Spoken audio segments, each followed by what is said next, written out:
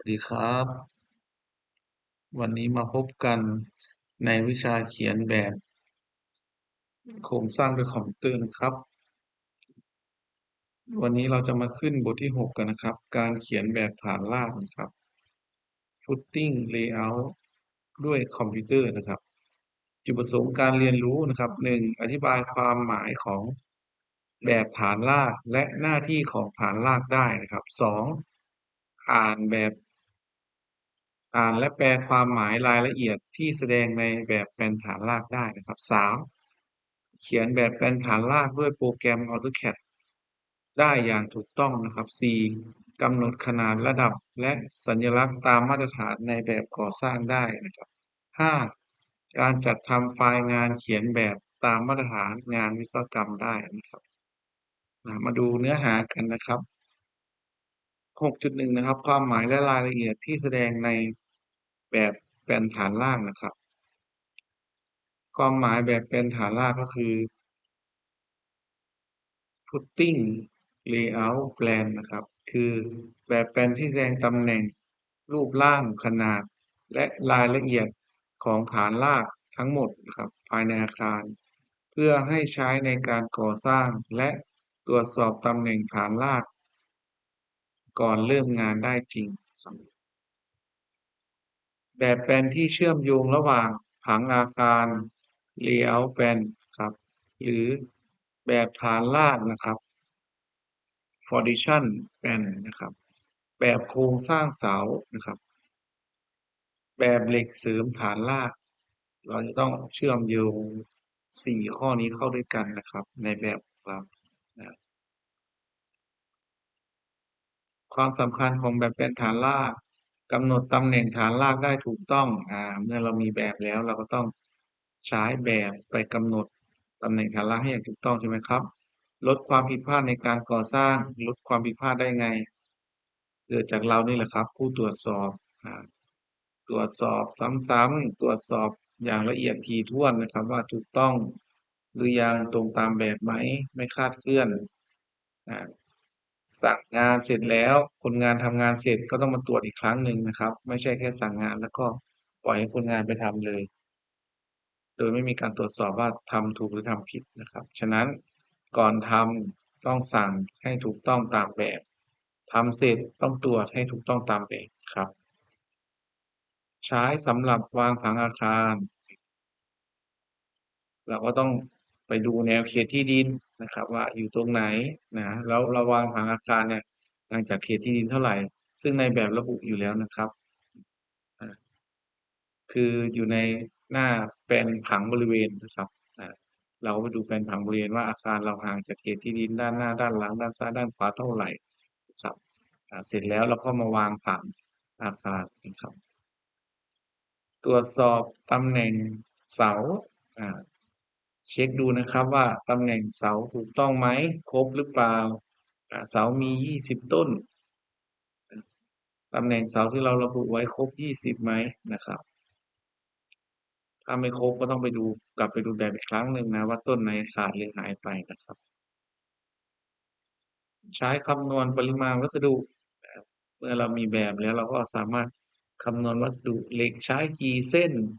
ปูนเทกี่คิวไม้แบบใช้กี่ลูกบาศก์ฟุตนะครับ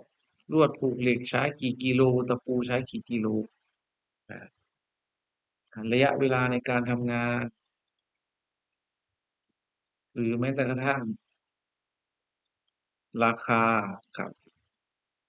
งานนี้เราจะต้องมีเงินในการหมุนเวียนทำงานเท่าไหร่นะครับงานฐานรากที่ทั้งหมดสมมติ100,000 บาทอย่างนี้นะครับเราจะรู้แล้วเราจะควบคุมได้ทั้งวัสดุและเงินในการดำเนินการครับใช้ควบคุมงานก่อสร้างแน่นอนอยู่แล้วนะครับ แบบแปลนที่เราเขียนขึ้นจะนำมาสร้างและควบคุมการก่อสร้างนะทุกอย่างก่อนสร้างต้องดูแบบนะครับสร้างเสร็จก็ต้องดูแบบเช็คถูกต้องไหมเยื้องศูนย์เท่าไหร่นะครับหรือมีอะไรผิดพลาดไหมจะแก้ยังไงครับเราต้องไปวางแผนหน้างาน อยู่ตลอดครับจะทิ้งหน้างานไม่ได้เนาะเอามาดูรายละเอียดที่แสดงในแบบแปลนฐานรากนะครับหนึ่งกรีดลายกรีดลายครับกรีดลายเป็นเส้นอ้างอิงตำแหน่งเสานะครับแนวนอนเราก็จะใส่ A B C D นะครับอ่า A ก็จะวิ่งลงมาอย่างนี้นะครับลาย A ลาย B ก็จะวิ่งลงมาลาย C ก็จะวิ่งลงมาแบบนี้นะครับลาย D ก็จะวิ่งมาส่วนลายหนึ่งก็วิ่งเป็นแนวนอนนะครับ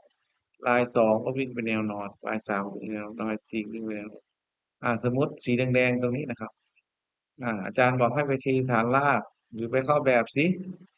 ลาย B4 แล้วก็ดู B4 ตัดกันอยู่ตรงไหนอ๋อตรงนี้นี่เองลาย B3 ลาย B2 ลาย B1 นะครับลาย D2 ลาย D4 ครับประมาณนี้นะครับใช้ระบุตำแหน่งฐานรากเช่น B2 อ่าหมายถึงฐานรากที่อยู่ระหว่างแกน B และแกนหมายเลข2นะครับสองสัญลักษณ์ฐานรากสัญลักษณ์ฐานรากคือ F ครับในอาคารหนึ่งหลังเราจะมีฐานรากหลายขนาดนะครับซึ่งแต่ละจุดก็จะรับน้ำหนักแตกต่างกันไปขนาดก็จะเล็กใหญ่แตกต่างกันไปนะครับตามน้ำหนักที่กระทำลงฐานรากนะครับอ่าโดยฐานรากชื่อภาษาอังกฤษก็คือ footing ครับ footing ตัวเลขก็จะแสดงชนิดของฐานรากนะครับเวลาเราเขียนแบบเราเขียน F1 F2 F3 แบบนี้แหละครับอ่ะแล้วก็เวลาจะไปสร้างก็ต้องดูดีๆนะครับว่า A1 เป็น F อะไร A2 F อะไร A3 A4 F อะไรนะต้องเช็คดูดีๆนะครับถ้างั้นเราจะสร้างฐานรากผิดอาจจะทำให้อาคารหรือบ้านเรือนเราเนี่ยทรุดได้เนื่องจากขนาดฐานรากผิดและไม่สามารถลดน้ำหนักได้ตามที่วิศวกรออกแบบ ถ้าเป็นเรื่องเป็นคดีกันขึ้นมาเนี่ยเราจะเป็นผู้ผิดนะครับวิศวกรและผู้เขียนแบบออกแบบไม่ผิดแต่เราจะผิดเนื่องจากเราสร้างผิดแบบครับจำไว้นะครับไม่ว่างานเอกชนหรืองานหลวงก็ตามนะเราไปควบคุมงานเนี่ยเราเป็นผู้ที่รับผิดชอบนะครับมีความผิดพลาดอะไรเราสามารถติดคุกได้ง่ายๆเลยนะครับฉะนั้นการทำงานอย่าทิ้งงานอย่าสักแต่สั่งลูกน้องให้ไปทำ จะต้องเข้าตรวจสอบดูแลอยู่เสมอนะครับต่อไป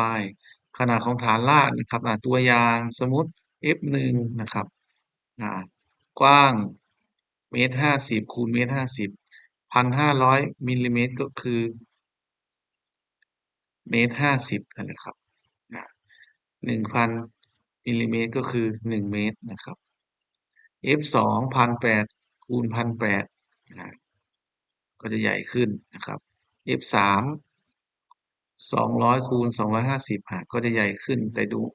เห็นไหมว่าไม่ใช่ฐานรากสี่เหลี่ยมนะครับเป็นฐานรากสี่เหลี่ยมผืนผ้าเนาะเพราะด้านหนึ่งสั้นด้านหนึ่งยาวนะครับก็จะออกมาในรูปสี่เหลี่ยมผืนผ้าต่อไปนะครับฐานราก elevation นะครับ elevation ตัวอย่าง elevation ก็คือระดับนั่นแหละครับระดับฐานรากตัวอย่าง top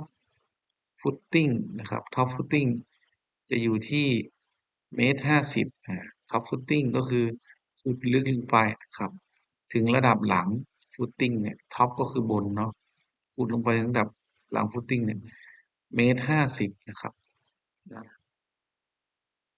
แล้วก็ footing หรือว่าขนาดของ footing เนี่ยจะลึกลงไป2 เมตรเอา2 เมตรมาลบกับ1.50 เมตรก็เหลือ50 เซนแสดงว่าความหนาของ footing อยู่ที่50 เซนนะครับ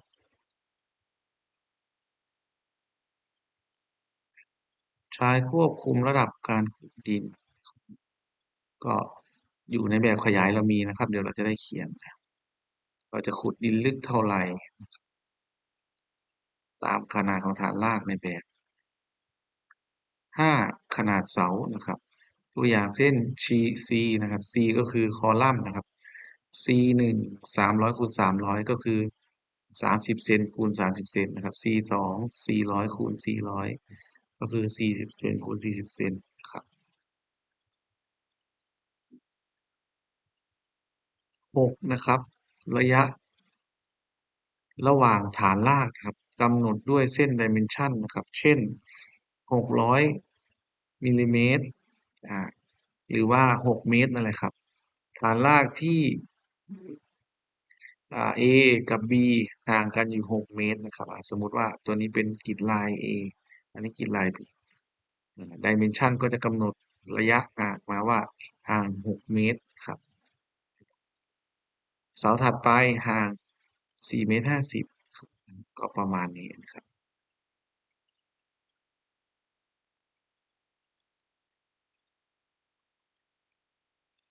คานคอดินครับคานคอดินก็แปลตามตัวนะครับ GB กราวบีมนะครับแสดงแนวคานเชื่อมฐานรากครับเช่น GB1 GB2 นะครับดูครับเห็นไหมฐานรากซ้ายขวาคานวิ่งไปทั้งเส้นเนี่ยคือ GB1 เวลาเสริมเหล็กเราจะเสริมเหล็กตามแบบ GB1 เทปูนขนาดคานตามแบบ GB1 ทั้งหมดนะครับหมายเหตุนะครับหมายเหตุ ใช้คอนกรีตกำลังอัด240 KSC เหล็กเสริม SD 40นะครับ cover คือระยะคอนกรีตหุ้มเหล็กที่7.5เซนติเมตรนะครับทรายถมบดอัดแน่น95%มาดูสัญลักษณ์ที่ใช้ในแบบนะครับ F1 ก็คือฐานรากชนิดที่1 F2 คือฐานรากชนิดที่2 C1 ก็คือเสาชนิดที่1 C2 คือเสาชนิดที่2 GB1 ก็คือคานคอดินชนิดที่1 GB2 คือคานคอดินชนิดที่2 CL นะครับ Center Line EL ระดับ Elevation นะครับ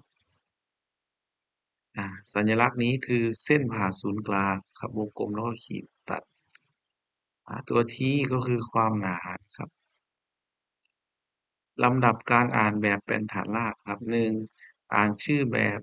2อ่านมาตราส่วน3อ่านขีดลาย4ตรวจสอบตำแหน่งฐานราก5ตรวจชนิดฐานราก6ตรวจขนาดฐานราก7ตรวจระดับ8ตรวจเหล็กเสริม9ตรวจรายละเอียดเพิ่มเติมนะครับตัวอย่างแบบเป็นฐานรากนะครับ footing layout plan นะครับก็เดี๋ยวอาจารย์จะให้ทำนะครับตามแบบเลยนะครับก็เริ่มจากนี่เลยนะครับให้สร้างกริดลายขึ้นมานะสร้างกริดลายขึ้นมาสร้างเสานะครับสร้างฐานรากนะครับขนาดฐานรากให้เอาตามนี้นะครับขนาดเสาให้เอาตามนี้นะครับสร้างขึ้นมาส่วนหน้าตัดคานเอา20เซนกว้าง20เซนลึก40เซนนะครับลองทำดูตามแบบนี้นะครับ6A ลาย A ไปถึงลาย B 6เมตรลาย B ไปถึงลาย C 6เมตรลาย C ไปถึงลาย D 6เมตรลาย1มาถึงลาย2 4เมตรลาย2มาถึงลาย4 6เมตรนะครับลองดูนะครับ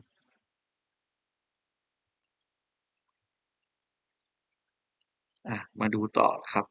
6.2การเขียนแบบแปลนฐานรากด้วยคอมพิวเตอร์นะครับ1ตั้งค่านะครับยูนิตนะครับยูนิตก็คือมาตราวัดนี่แหละตั้งค่ามาตราวัดที่เราจะใช้นะครับเราจะใช้เป็นมิลลิเมตรนะครับ decimal ตั้งค่าจุดทศนิยมครับเป็นจุดprecision ครับความแม่นยำค่าความแม่นยำครับเปิดกริดปิด snap เปิด snap นะครับสร้างเลเยอร์นะครับสร้างตามนี้เลยนะครับกริดลายฟุตติ้งคอลัมน์บีมเทคดิเมนชันครับก็ใส่สีตั้งมานะครับเขียนกริดลายนะครับใช้คำสั่งลาย offset นะ กำหนดระยะ6เมตรขีดลงมานะครับ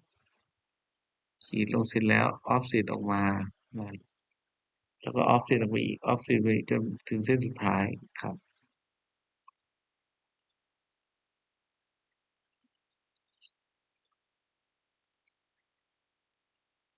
ต่อไปเขียนฐานรากใช้คำสั่ง rectangle หรือว่าใช้คำสั่งสร้างเส้นสี่เหลี่ยมตัวอย่างก็จะมี1.50 คูณ1.50 1.80 คูณ1.80นะครับเขียนเสาใช้คำสั่ง rectangle เหมือนกันนะครับ30 เซนคูณ30 เซน40 เซนคูณ40 เซนนะวางไว้ตรงศูนย์กลางของฐานรากนะครับเขียนคานคอดินใช้คำสั่ง line ครับ offset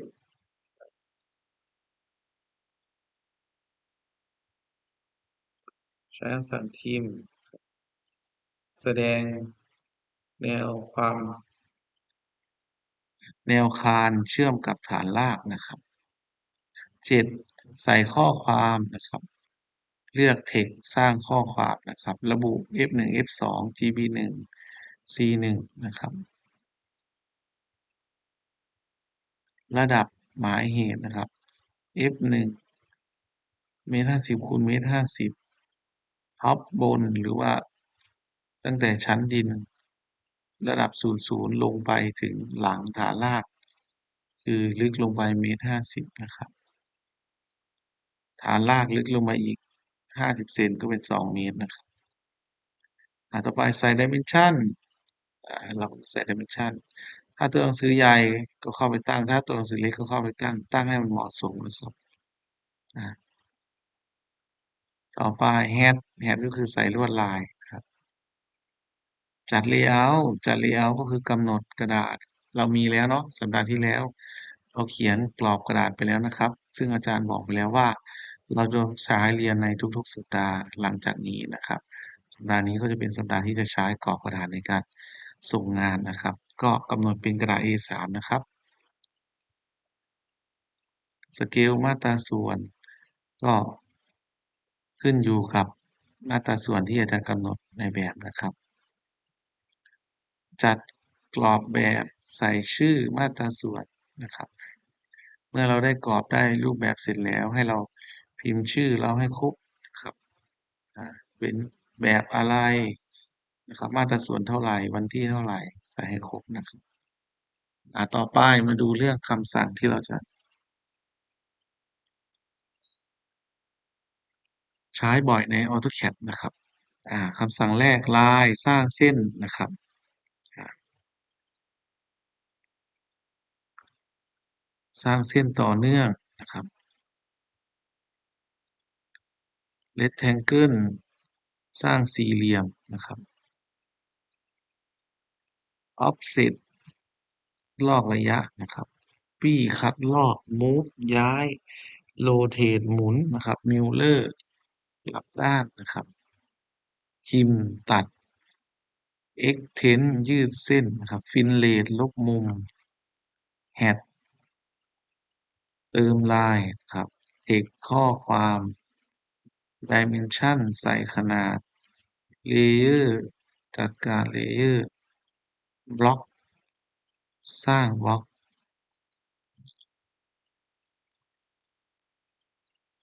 insert นะครับแทรกบล็อกนะครับกิจกรรมการเรียนรู้ทฤษฎีศึกษาองค์ประกอบของแบบฐานราก2วิเคราะห์ตัวอย่างแบบจริง3ฝึกอ่านสัญลักษณ์ในแบบโครงสร้างนะครับภาคปฏิบัติตั้งค่า AutoCAD สร้าง Layout ตามมาตรฐานเขียน Layout เขียนฐานราก9จุดเขียนเสาและคานฟอร์ดินใส่ข้อความและ Dimension จัดหน้ากระดาษเพื่อพิมพ์ครับเอาดูแบบฝึกหัดนะทำแบบฝึกหัดนะครับแบบเป็นฐานรากและระบุรายละเอียด1ชนิดฐานราก2ขนาดฐานราก3ตำแหน่งฐานราก4ระดับฐานราก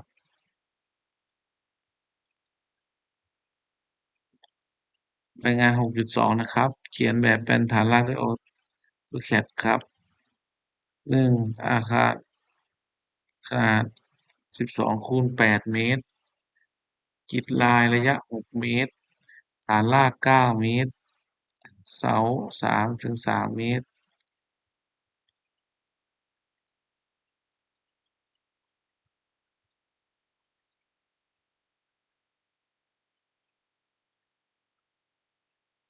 ฐานราก F1 ขนาด 1.50 คูณ 1.50